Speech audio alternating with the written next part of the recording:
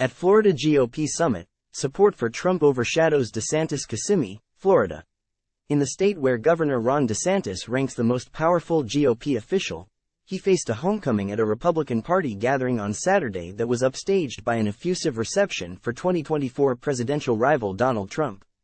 Many audience members donned Trump-themed apparel, and the former president held the most prominent speaking spot at the event billed as the Freedom Summit in the Gaylord Resort and Convention Center.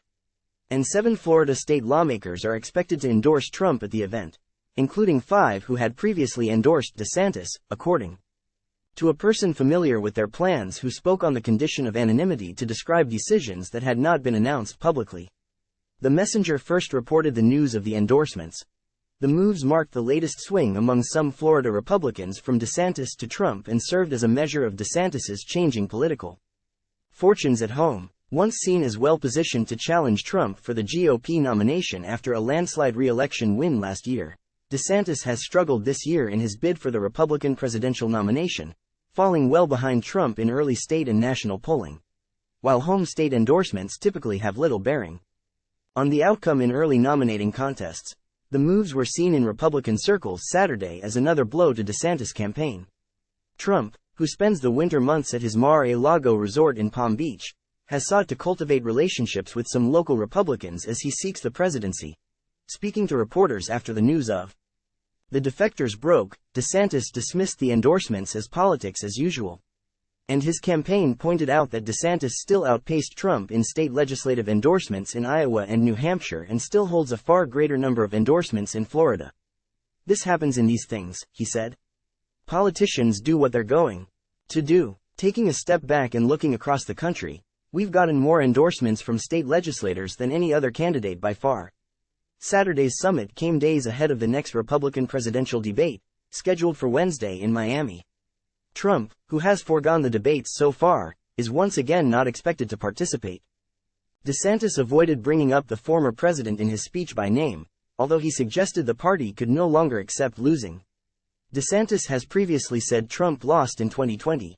"You can sit there and talk about big game. You can have rhetoric, you can do this, you can make promises, but if you're not ultimately winning elections, and ultimately not winning the big policy fights, it's not going to matter," DeSantis said to applause. The reaction was more enthusiastic than any other candidate who had spoken to that point. Florida State Representative Randy Fine, who was the first Republican state lawmaker to announce his defection from DeSantis to Trump, citing dissatisfaction with DeSantis's handling of anti-Semitism in the state, said Saturday that he has heard from other lawmakers who are considering following his lead and supporting Trump. "I think people saw you can do it and the world won't end," Fine said. "I have not recruited people, but I've had most of my colleagues call me, and I would say the number one emotion they have shared is envy." The defectors include lawmakers who had previously supported DeSantis' most controversial actions, including State Representative Webster Barnaby, who once called transgender people mutants and demons, State Senator Debbie Mayfield, who has supported Moms for Liberty, a group with ties to DeSantis, and State Representative Jessica Baker, whose district neighbors DeSantis' former congressional district. The defections make political sense, given Trump's wide lead in the GOP race, even as a large share of Trump voters rank DeSantis as their second choice, said Brad Coker, president of Mason-Dixon Opinion Research, a Florida-based polling firm. "But endorsements will not change the minds of most voters," he added. "This is all interesting theater, but people aren't looking at it from 30,000 feet, he said.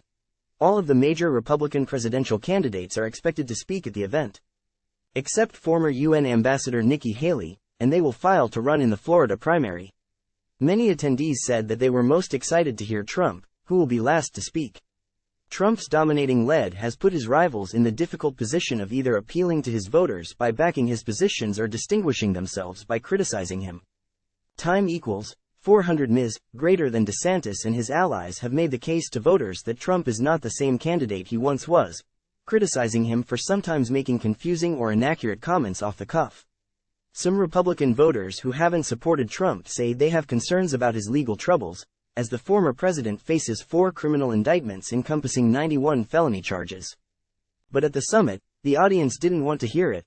Former Arkansas Governor Asa Hutchinson, who has fallen far behind the other candidates in polling and fundraising, was booed when he said in his speech that there was a significant chance Trump would be found guilty and that his behavior was destructive.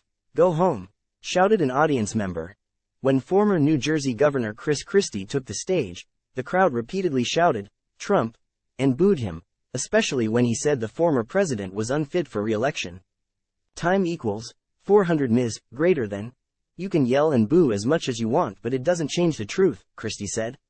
The truth is coming. Meanwhile, Senator Rick Scott, R. Florida, got loud cheers when he referred to his recent endorsement of Trump in his speech. "I made the decision because I don't think there's any question in my mind. He is the one person running that can really bring strength back to our country," Scott said to Applause. Trump's image was also ever present throughout the summit. The event kicked off with a falsehood-filled video that insisted the 2020 election was stolen from Trump, a claim Trump often repeats on the campaign trail. The hallway of vendors included one merchant selling mostly Trump-themed wares, including his mug shot on a sticker labeled "Legend," and a Republican elephant pin topped with Trump's recognizable comb-over hairstyle. Chuck Benoit, a representative of Florida's Lake County Republican Party, sported a sticker that read, "Florida is Trump country." DeSantis' campaign gave out signs that read, "Florida is DeSantis country." Benoit said that he liked DeSantis as a governor, but anyone primarying Trump should be ashamed of themselves. Governor DeSantis is not doing himself any favors, Benoit said.